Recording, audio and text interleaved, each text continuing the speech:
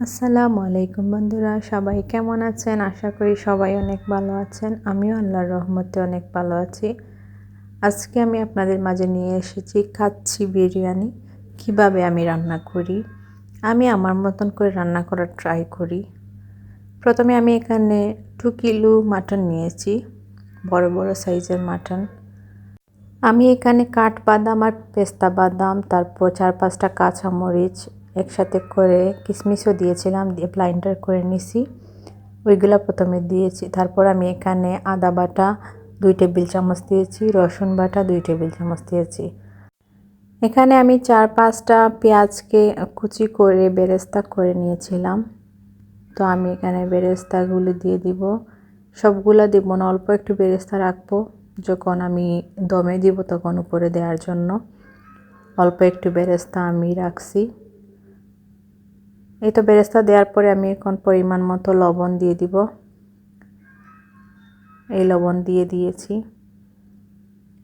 আমি হাত দিয়ে লবণ দিয়েছি। এখানে আপনি 1.5 টেবিল চামচ লবণ ইউজ করতে পারবেন।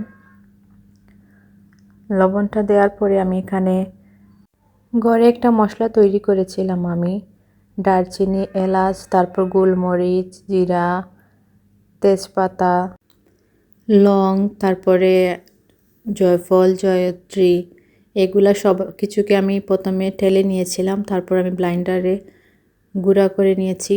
এখান থেকে আমি 1/2 টেবিল চামচ এখানে আমি ইউজ করব।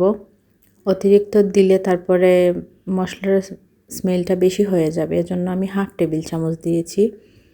তারপর আমি এখানে 3 টেবিল চামচের মতন টক দই ইউজ করব। এই তো আমি এখানে টক দই দিয়ে দিলাম 3 টেবিল চামচের মতন।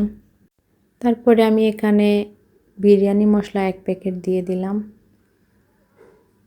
এই তো আমি বিরিয়ানি মশলা পুরোটাই দিয়ে দিয়েছি এখানে। এখন আমি এখানে দিয়ে দিব 1 টেবিল চামচ হলুদের গুঁড়া।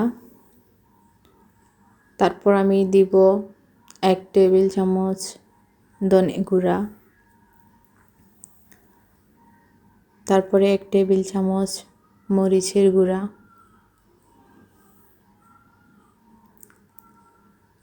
হাফ টেবিল চামচ আমি দিয়ে দিব জিরার গুঁড়া।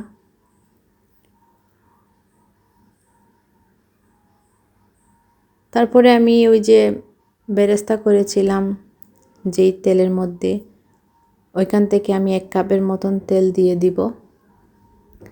এই তো আমি তেল দিয়ে দিলাম 1 কাপের মতন। এখন আমি সব কিছুকে একসাথে মিক্স করব। আমি হাত দিয়ে ভালো করে সব কিছুকে মিক্স করব, যাতে মশলাগুলা ভালো করে প্রতিটা মাংসের সাথে মিক্স হয়। মিক্স করার পরে আমি এখানে আধা ঘন্টার মতন রেখে দিব, ঢাকনা দিয়ে ঢেকে। আমি এখানে 1 কিলো বাসমতি চাল নিয়েছি, 15 মিনিট ভিজিয়ে রেখেছি ভালো করে ধুয়ে। তারপর আরেকটা পাতিলের মধ্যে আমি এখানে পানি বসিয়ে দিয়েছি, তার মধ্যে আমি তেজপাতা, স্টার আর 4 টেবিল চামচ অয়েল দিয়েছি, দিয়ে ভালো করে সিদ্ধ করে নিব। এটা আমার সিদ্ধ হয়ে গেছে একদিকে, অন্যদিকে আমার কারিটাও হয়ে গেছে। এখন আমি এটার মধ্যে উপরে এই যে হাফ সিদ্ধ করা চালটাকে দিয়ে দিব। উপরের মধ্যে আমি একটা চামচের দিয়ে আমি ভালো করে দিয়ে দিলাম। এই তো আমি উপরে একটা লেয়ার দিয়ে দিয়েছি বাসমতি চাল। তারপরে আমি উপরে একটা একটা করে আলু দিয়ে দিয়েছি, আমি আলু ভেজে নিয়েছিলাম। এখানে আমি আলু দিয়ে মাঝে মাঝে আমি কিছু কাঁচামরিচও দিব। এটা আমি কাঁচামরিচও দিয়ে দিয়েছি। তারপরে আমি এখানে 4-5টা আলু বোখরা দিয়ে দিলাম। এই তো আমার আলু বোখরা দেওয়া শেষ হয়ে গেছে। এখন আমি আরেক লেয়ার চালটা দিয়ে দিব। দেওয়ার পরে আমি এখানে 1 কাপের মতন দুধ দিব। দুধ দেওয়ার পরে আমি এখানে অল্প করে ফুড কালার ইউজ করব। আমি 4-5 জায়গায় অল্প অল্প করে ফুড কালার ইউজ করছি। তারপরে আমি আগে যে রেখেছিলাম কিছু বেরেস্তা, এই বেরেস্তাগুলো আমি উপরে দিয়ে দিলাম ভালো করে।